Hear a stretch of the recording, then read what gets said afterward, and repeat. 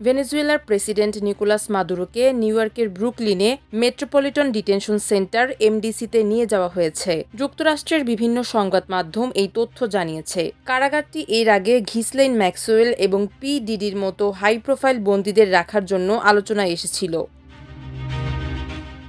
এর আগে যুক্তরাষ্ট্রের স্থানীয় সময় শনিবার মাদুরো ও তার স্ত্রীকে বহনকারী উড়োজাহাজটি নিউ ইয়র্ক সিটি থেকে প্রায় ৭০ কিলোমিটার দূরে অবস্থিত স্টুয়ার্ট এয়ার ন্যাশনাল গার্ড বিমান ঘাঁটিতে অবতরণ করে।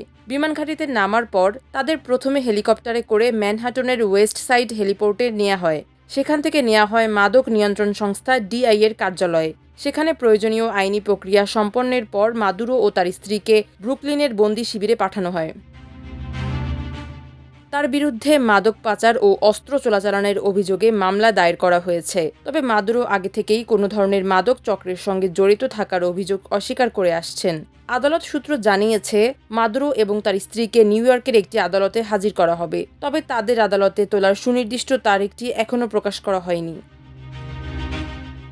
জানা গেছে, আগামী সপ্তাহে ম্যানহাটন ফেডারেল আদালতে এমডিসি মাদক ও অস্ত্র মামলার মুখোমুখি হওয়ার আগ পর্যন্ত তাকে এই কারাগারেই রাখা হবে। তবে মাদুরোর স্ত্রীর বর্তমান অবস্থা বা তাকে কোথায় রাখা হয়েছে সে সম্পর্কে এখনও স্পষ্ট কোনো তথ্য পাওয়া যায়নি।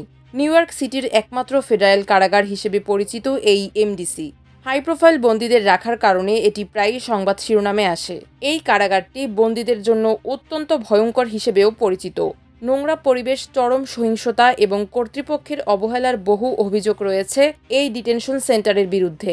এমনকি এক বন্দীকে কয়েকবার ছুরিকাঘাত করার পর চিকিৎসা না দিয়ে উল্টো ২৫ দিন নির্জন সেলে আটকে রাখার মতো অমানবিক অভিযোগও রয়েছে এই কারাগার নিয়ে।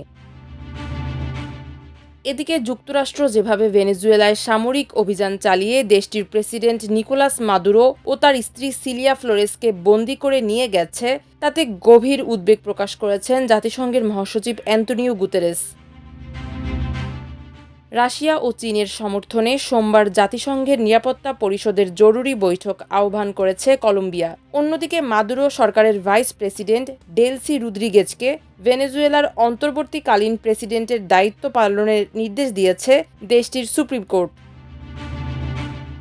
বার্তা সংস্থা রয়টার্সের খবরে বলা হয়েছে, প্রেসিডেন্ট মাদুরোকে যুক্তরাষ্ট্র তুলে নিয়ে যাওয়ার পর রাষ্ট্রের শৃঙ্খলা ও সার্বভৌমত্ব রক্ষা এবং প্রশাসনিক কাজকর্ম চালিয়ে যাওয়ার জন্য দেশটির আদালত এই নির্দেশনা দিয়েছে বলে বার্তা সংস্থা রয়টার্সের খবরে বলা হয়েছে।